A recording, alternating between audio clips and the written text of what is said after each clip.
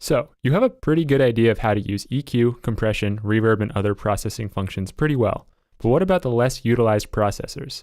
Today, I want to talk to you about gates, and hopefully introduce you to a whole new process to better your music production. In this video, I will go over the primary functions of this processor and give you some basic applications along the way. So, let's get into it.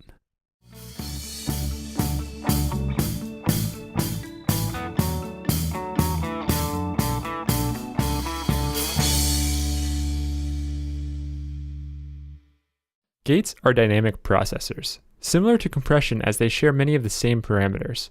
Compression works by lowering the dynamic range once a signal passes the threshold, while gates expand the dynamic range, attenuating the quietest signal below a set threshold.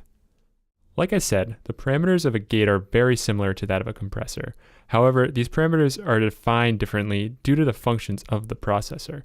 Let's break it down.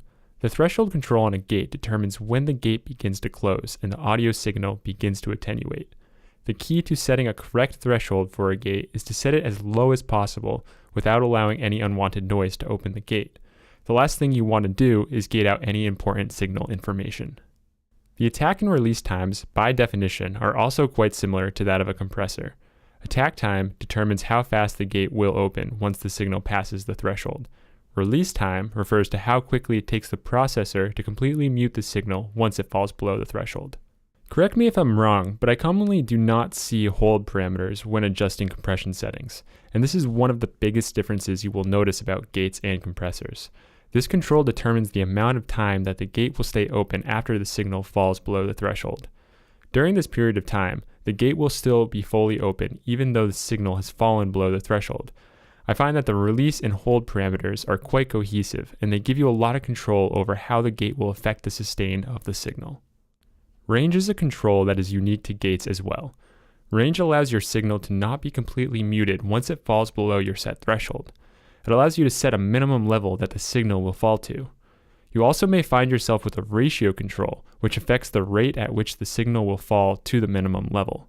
So once again, these controls work nicely together in giving you the ability to manipulate how the signal gets suppressed. Now that we understand the parameters of a gate, let's talk about a few common applications for this processor. I feel the most commonly known uses for a gate is an attempt to reduce bleed from other elements. Whether it be reducing hum from a guitar amp or cymbal bleed in the snare mic, gates are the tools you want to use to fix these issues. This is the most basic application of a gate, as there really is not much to it besides setting your parameters to make sure that the desired effect is achieved. Reducing unwanted noise is by far not the only application for a gate. One of the most popular creative methods that you might have heard of is gated reverb. This technique is accomplished by adding a gate in between the original snare sound and the snare reverb channel. From there, the original snare signal is sidechained to the gate. This was a very popular technique in the 80s where you would add a huge reverb that would abruptly be cut off. One of the most iconic examples of this is the song In the Air Tonight by Phil Collins. Right from the beginning of the song, you'll hear a snare with a huge sustain that cuts off right before the next hit. Finally, I want to mention rhythmical gating. This can be one of the most creative outcomes you can achieve from using a gate. With this method, you can create some pretty cool rhythmic patterns to enhance a specific element. This method works by adding a gate to a specific channel, then sidechaining a rhythmically oriented signal, such as a drum loop, to that gate, so that the gate circuits respond to its rhythmic properties. This results in creating a pattern in an element that was not previously there, while still working nicely with the rhythm of the music. I see this method most commonly used in electronic music production, and it can greatly help solidify a strong and captivating rhythm. Alright, so this is where I'm going to end today's video. I hope you now conceptually understand what audio gating is, and have learned some ways to use them in your own music.